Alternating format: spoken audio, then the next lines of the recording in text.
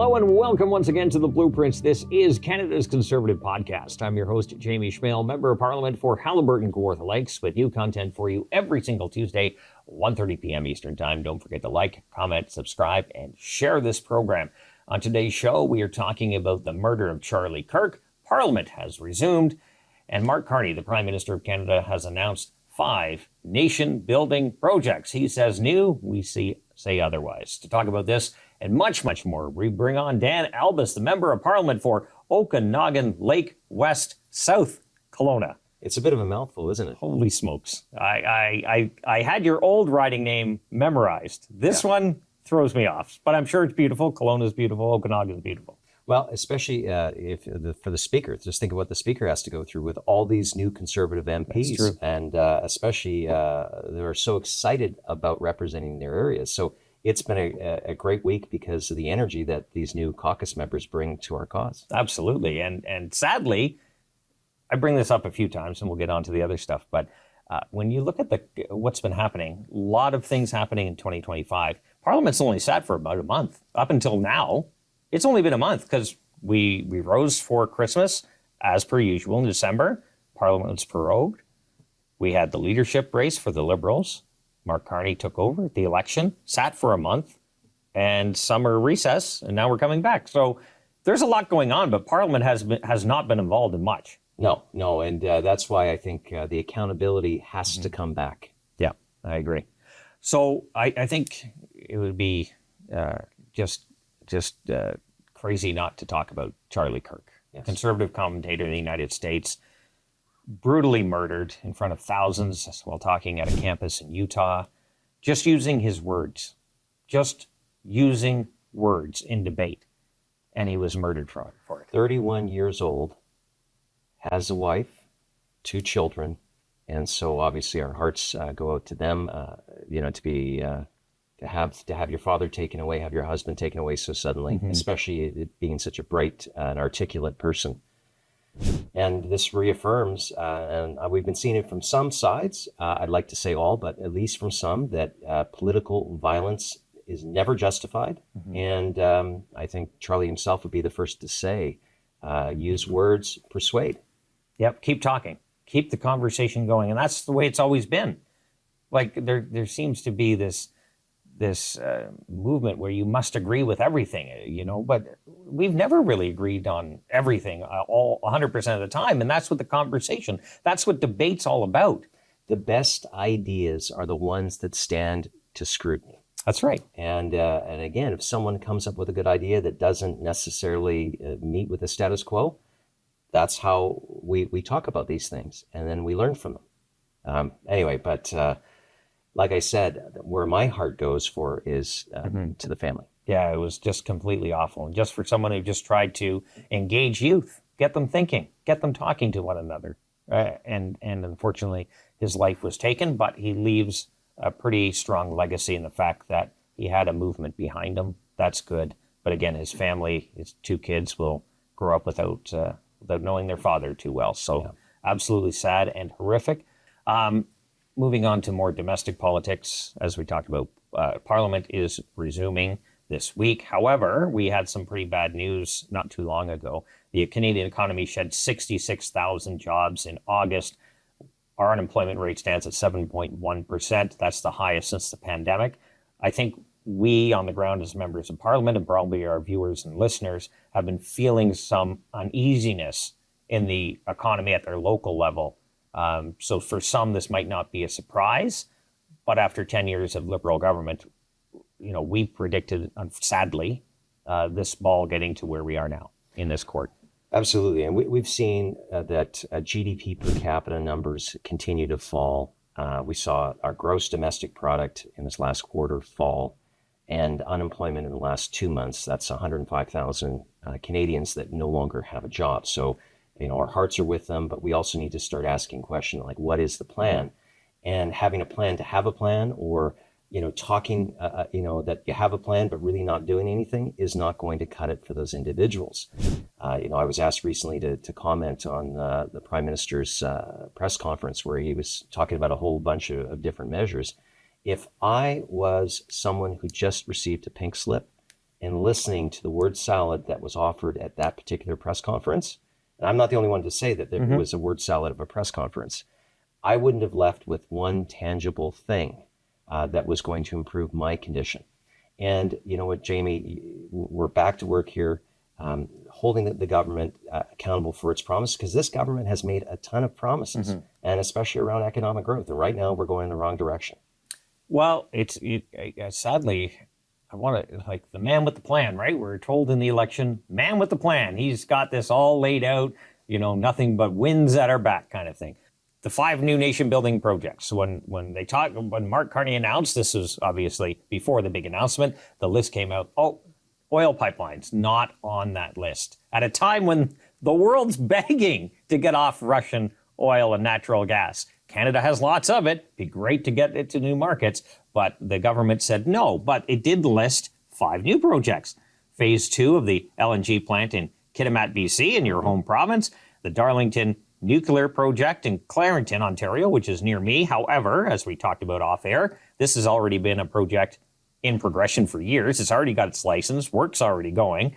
So it's not new. It's talking about a project to expand the Port of Montreal, expanding a copper mine in Saskatchewan, and expansion of a mine in northwestern BC. So it looks like things that are already in process, probably already going through the permitting process itself. They just finally gave the green light to it. Well, and this is the really curious thing. These projects are well established, well known, and are proceeding in spite of all the damaging bills like C-69, C-48, and all the things that Justin Trudeau did. And it's not because of C-5, which is it's new legislation that was passed in the spring under the Mark Carney watch. These things are happening in spite of, not because of C-5. And so when I see that list, and I hear you go through it at Darlington, we've known that is a long-lasting project. And I just don't see, as we studied in C5, that's one of the areas where the minister can't just simply say we're proceeding without going through all these guidelines. They have to go to the Canadian Nuclear Safety Commission. So I just don't see these as being a new contribution. I just think that they're just rechristening these old projects because they don't have any of their own. But this has been similar, and what we've been experiencing the last few months, ever since Prime Minister Carney was sworn in, before the election and after. He's making all these grand statements, but there's no action behind it. Absolutely, it's almost like Justin Trudeau continues. Oh, absolutely. C5 itself, the legislation that allowed for these national interest projects to be exempted from the rules that Justin Trudeau put into place. Those specifically, to me, are an indictment that you can't build anything under the regulatory frameworks that we have for environmental assessments under Justin Trudeau and Mark Carney. So essentially, they've created this exemption process, which is going to be one of the most heavily lobbied issues. That's right. And so that's where I just look at this list and I say, he's not bringing anything new to the table here from a C5 angle. And we talked about this a few times on previous shows. When you set up a process where ministers can circumvent pieces of federal legislation that's on the books already, argument would be just get rid of or streamline that regulations and process. That way you don't have to worry about creating this magic piece of legislation. But now that you have the minister and the government deciding which projects goes ahead, that leaves it up to lawyers and lobbyists and donors to the party, and who can suck up the most gets the green light, not the market demanding or the market choosing its path. Oh, absolutely. And there's probably hundreds of potential projects that already have done considerable work that are not going to have the political connections. And so they're forced to wait in a very long line, wait to get their proper review. So rather than focus on the problem, which is a overly complex regulatory environment where no one wants to see things or don't believe that they can get it through without years and tears, what do they decide to do instead of reforming that? They decide to exempt because it's so complicated as to what they've done. And the fact that there is no oil pipelines whatsoever, because for the case of British Columbia, Jamie, let me just put this into it. Not only does Canada send 97% plus of our Canadian energy to the U.S., so they're our biggest customer, who pay us in U.S. dollars at highly discounted prices. But also in British Columbia, for example, we're dependent for 1/3 of our refined transport fuels like gas from Cherry Point in Washington State. It's a refinery that's there. Almost a good chunk of our jet fuel that's used at Vancouver Airport comes from Cherry Point. So we end up as BC consumers paying up the nose because we were paying at premium prices product that actually came from Alberta, that they bought at a discount, and then BC consumers pay at very high premium prices in Canadian dollars to the U.S. To get that stuff. So essentially, we need to have a change here. We need to get world prices for that finite resource that we have, but we also need to become more sovereign in BC with our energy security. And we saw in February the former minister for the environment, Stephen Guilbeault, essentially cancel an environmental assessment for a long-standing issue for getting a new refinery in British Columbia. So again, we are basically tying ourselves up into pretzels by keeping those bills like C-69 and C-48, all from the Trudeau years. Essentially, it's hurting our sovereignty, our ability to fund our healthcare, our ability to fund our military, all of these things. The price of groceries is heavily dependent on fuel costs. So for me as a BC-based MP, seeing taxes everywhere, seeing an oil pipeline in any direction that can get us tidewater and get us access to world prices makes us less dependent on the Americans and helps, I think, improve our sovereignty. Unfortunately, not a single one of those projects seems to get onto Mr. Carney's list. And let's just bear in mind, when he was running for the leadership, he came to Kelowna and said, I will use the emergency powers of the federal government to approve national infrastructure. And it was in response to a question about pipelines. 5 days later, he goes to Quebec and says, I won't impose it. Well, Stephen Guilbeault, I believe, was standing in that press conference. So this is one of those things. If we are going to see an increase to our sovereignty, we need to support legislation that will repeal a lot of this. That's why the Canadian Sovereignty Act, this is something that Pierre Poilievre and Shannon Stubbs have been working so hard on, would essentially eliminate all of those obstacles. So rather than C5 exempting from some of those obstacles and still allowing premiers to put up vetoes, the Canadian Sovereignty Act would actually remove all of those things, and we get back to less politicalization, where a prime minister or a premier can put a thumb on the scale. We should just let these projects go through if they prove that they can be run commercially, so no public funds, and also that they meet environmental standards that Canadians expect. And the fact that they weren't on the list tells us something too, right? Maybe Justin Trudeau was right. I remember him saying a lot of silly things. One in particular was telling world leaders that came to Canada one after one after one, asking, begging in some cases for Canadian oil and gas, that there's no business case, right? Well, maybe there isn't, because as you just pointed out, C-69, the no more pipelines, that makes it very difficult. But even if they were, companies were able to get an approval, which would take so many years, investors would, probably lose their shirts. You still have the tanker ban. You can't get it outside of BC anyway. So let's not be surprised. Yeah, that there's no pipelines on that, right? And this is what I see on Twitter. Well, there's no proponent, Dan. Well, yeah, no one wants to put themselves on a project that they believe the law has forbidden to ever proceed. So again, this is where the Carney Liberals, will say all the right things when they're in Calgary or in Edmonton or places like Kelowna, to say, oh yes, we understand sending 97% of our oil to one customer is not good for Canada, but then they just leave the status quo in play. Yeah. Or they blame that there's no proponent, which is another good one. Yeah.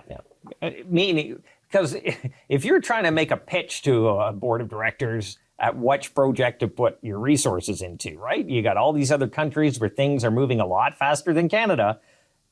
It's a no-brainer to say, well, we can probably get this permit a heck of a lot quicker, months, if not years faster. We can start production and start getting a return on investment and seeing some profit.